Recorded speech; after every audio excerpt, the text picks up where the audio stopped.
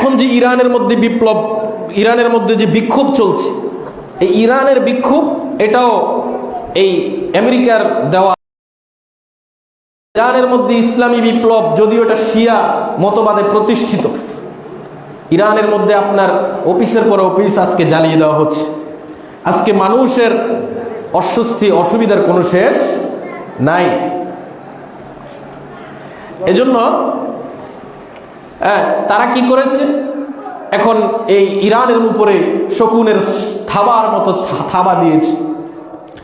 এভাবে করে পৃথিবীব্যাপী যত জায়গায় মুসলমানদের লিডারশিপ নেতৃত্ব আছে অথবা মুসলমানের পক্ষে কাজ করে অথবা শান্তিপূর্ণ গণতান্ত্রিক প্রক্রিয়ায়, তারা কিন্তু সেখানে তাদের বাগবাটোয়ারা বসানোর চেষ্টা করেছে এবং বিগত দিনেও করেছে, এখনো করে যাচ্ছে। কিছু কিছু বিশ্লেষকদের মতে বাংলাদেশের পট পরিবর্তনের ক্ষেত্রেও আমেরিকার হাত আছে, এটা কি কেউ কেউ মনে করে। আবার কেউ কেউ এটাকে উড়িয়ে দেয়, বলে যে বাংলাদেশের, হ্যাঁ এটাও সত্য, বাংলাদেশের বিগত দিনের দীর্ঘদিন নির্যাতন নিপীড়নের ফলে মানুষের একটা খুব এটা একদম বাষ্পীভূত হঠাৎ করে বাষ্ট হয়েছে, যার কারণে এই দেশের পট পরিবর্তন হয়েছে।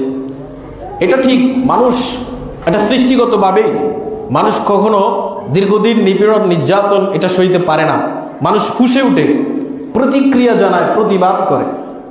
যাই হোক, আজকে এই পরিস্থিতি থেকে আমাদেরকে বুঝতে হলে কাফেরদের সাথে আমাদের কোনো নেগোসিয়েশন আমরা করতে পারবো না। আল্লাহ রাব্বুল আলামিন সূরাতুল ফাতার মধ্যে বলেছেন, ইন্না ফাতাহনা লাকা ফাতহাম মুবিনা।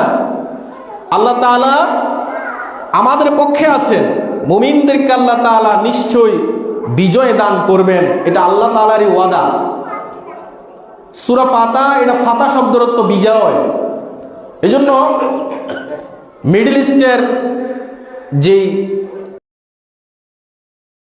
আমাদের যে ফিলিস্তিন ভূমি দখল করে ফেলেছে, এই ফিলিস্তিনি ভাই বোনদের আজও মনোবল আল্লাহ তাআলার ওয়াদা অনুযায়ী, ইন্না ফাতাহনা লাকা ফাতহাম মুবিনা, নিশ্চয় মুমিনদেরকে আল্লাহ পাক বিজয় দান করবেন।